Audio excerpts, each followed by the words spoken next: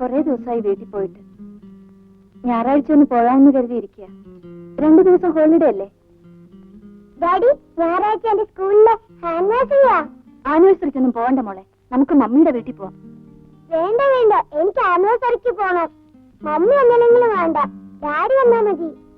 നിഷയുടെ dance ഉണ്ട്. മോളുടെ സ്കൂളിലെ ആനിവേഴ്സറിക്ക് ഡാഡി വന്നില്ലേ പിന്നെ ആരുടെ ആനിവേഴ്സറിക്കാ ഡാഡി പോകുന്നത്? നീ പോളി അവിടെ നിന്ന്. അവളുടെ ഒരു വീട്. നല്ല ഡാഡി. ഓ, ഒരു ഡാഡിയും മോളും 2 പ്രാവശ്യമായി വീട്ടിൽ പോക്ക് മാറ്റി വെക്കുന്നു. ഓ, നിന്റെ വീട്ടിലേക്ക് അങ്ങ് പോയാലും മതി. ഇങ്ങനെ ബോറടിക്കുന്ന ഒരു പട്ടിക്കാട്. എന്നാ ഡാഡിയും മോളും കൂടെ ആനിവേഴ്സറിക്ക് പോയിക്കോ, ഞാൻ വീട്ടിൽ പോവാ. മമ്മി വെക്കോ, ഞങ്ങളില്ല അല്ലേ ഡാഡി? പിന്നല്ലാതെ.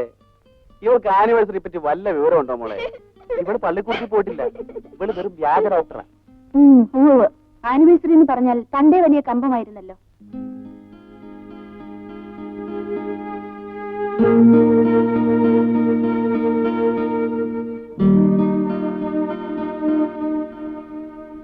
ഡാഡി മമ്മി എന്തിനാ ചിരിക്കുന്നത്?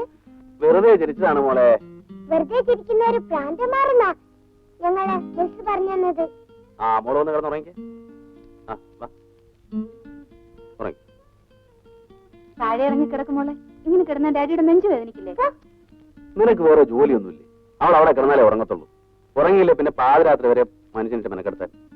മോളെ എല്ലാ ദുശീലങ്ങളും പഠിപ്പിച്ചു. ഡാഡി, ആനിവേഴ്സറിക്ക് പോകുന്ന കാര്യം മറക്കരുത്. ആ, വേഗം കിടന്നുറങ്ങിയാ കൊണ്ടുപോവാ. ഇറങ്ങിക്കോ.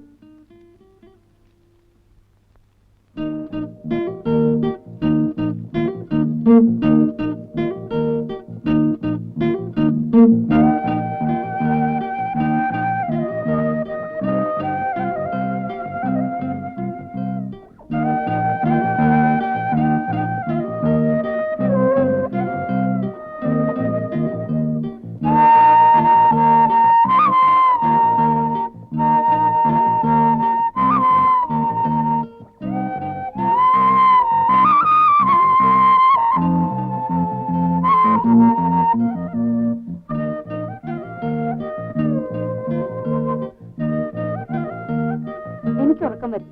ഞാൻ ഉറങ്ങാൻ പോവാ. ഉറങ്ങും. എനിക്ക് രാവിലെ ഹോസ്പിറ്റൽ പോകാനുള്ളതാ.